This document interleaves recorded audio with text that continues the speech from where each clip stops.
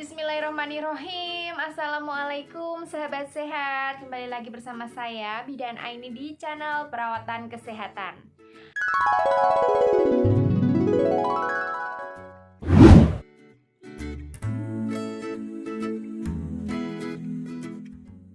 Di kesempatan kali ini saya mau membahas tentang baby blues. Apa yang namanya baby blues dan bagaimana tips untuk mengurangi terjadinya baby blues ya. Nah, bagi bunda-bunda dan ibu-ibu, kehadiran seorang buah hati atau melahirkan seorang bayi yang sangat lucu dan tanpa dosa itu adalah hal yang sangat menyenangkan dan juga membahagiakan. Namun, pernahkah bunda-bunda merasakan perasaan yang tidak menentu setelah melahirkan? Perasaan sedih, perasaan kecewa, perasaan bercampur aduk, hingga kita merasa sedih, penuh derai air mata, sampai kita meneteskan air mata, perasaannya tidak menentu. Ada di sini keluar perasaan, bisa nggak ya saya merawat bayi saya? Aduh, ini badan saya gimana? Aduh, ini ASI saya keluar nggak ya? Nah, perasaan-perasaan itu pasti pernah dan banyak sekali yang mengalami. Nah, itu bunda yang dinamakan dengan baby blues. Nah, bagi bunda-bunda yang mengalami seperti itu, tidak perlu cemas karena hal itu sangat wajar dan memang dialami oleh banyak ibu pasca melahirkan. Nah, hal ini biasanya terjadi selama 4-5 hari setelah melahirkan. Nah, lewat periode itu biasanya ibu sudah mulai berangsur-angsur sudah bisa menerima perannya sebagai seorang ibu. Nah, kalau perasaan itu berlanjut sampai kadang sebulan atau berbulan-bulan atau bahkan sampai lanjut, itu berarti bunda mengalami depresi pasca persalinan atau depresi pasca melahirkan.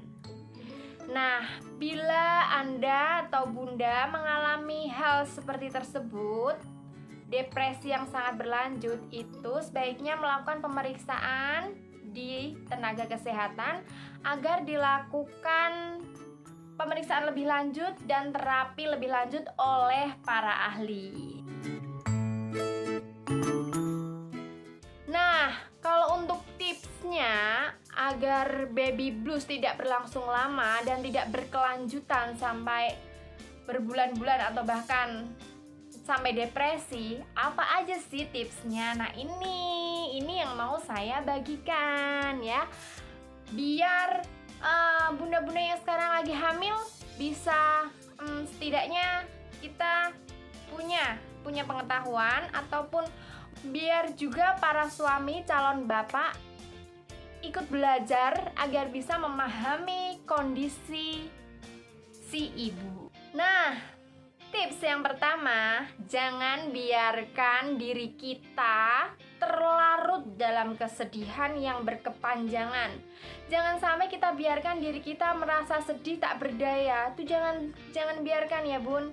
Kita hilangkan perasaan sedih, kita hilangkan perasaan yang cemas-cemas dan lain-lain itu.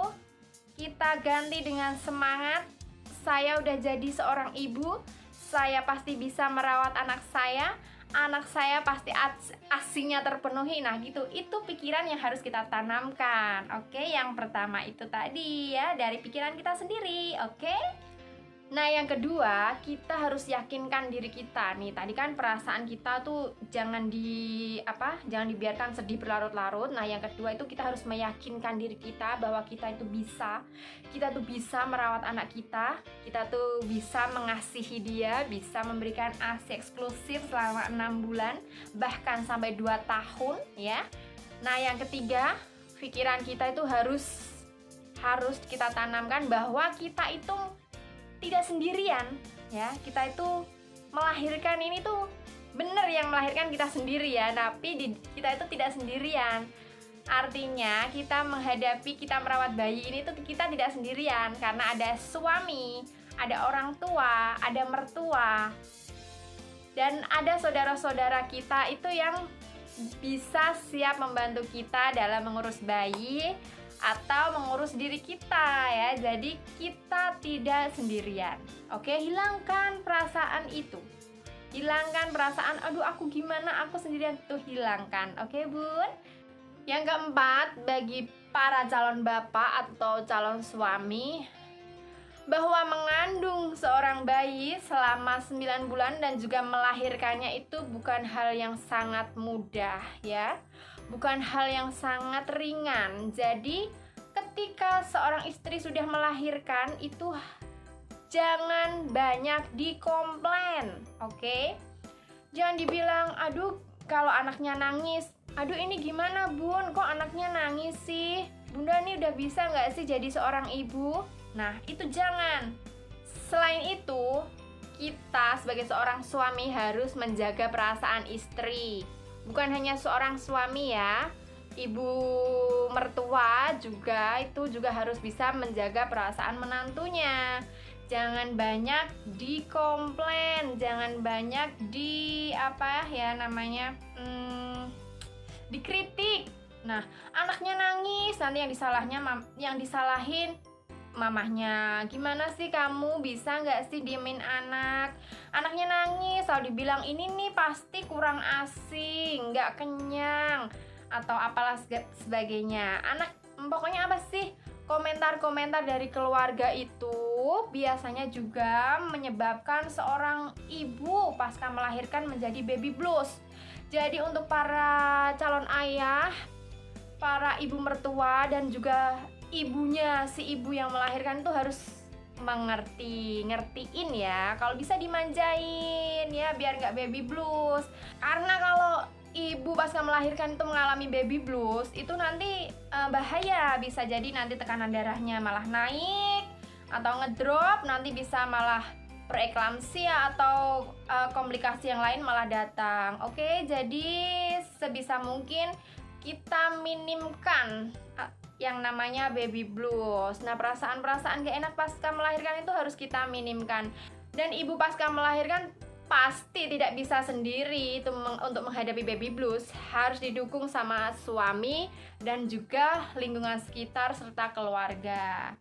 Nah, seperti itu tadi tentang baby blues ya. Tapi kalau kita mengalami baby blues yang sangat berkepanjangan, sebaiknya kita konsultasi kepada dokter ataupun bidan agar dilakukan pemeriksaan lebih lanjut. Apalagi kalau amit-amit ya, apalagi kalau kita sampai merasa sudah tidak bisa mengendalikan emosi dan diri kita sendiri, itu nanti sebaiknya dibawa ke psikiater agar kita diterapi ya. Nah, apabila ada pertanyaan, kalian bisa langsung tanyakan di kolom komentar. Bagi kalian yang belum subscribe channel kami, jangan lupa di subscribe dan bunyikan loncengnya agar mendapatkan notifikasi video terbaru kami seputar kesehatan maupun tips-tips yang lainnya. Nah, semoga video ini bermanfaat. Apabila kalian bunda-bunda mau tanya-tanya, silahkan tanya aja di komentar. Insya Allah kalau kita ada kesempatan pasti kita bales. Nah, semoga video ini bermanfaat. Wassalamualaikum warahmatullahi wabarakatuh. Salam sehat.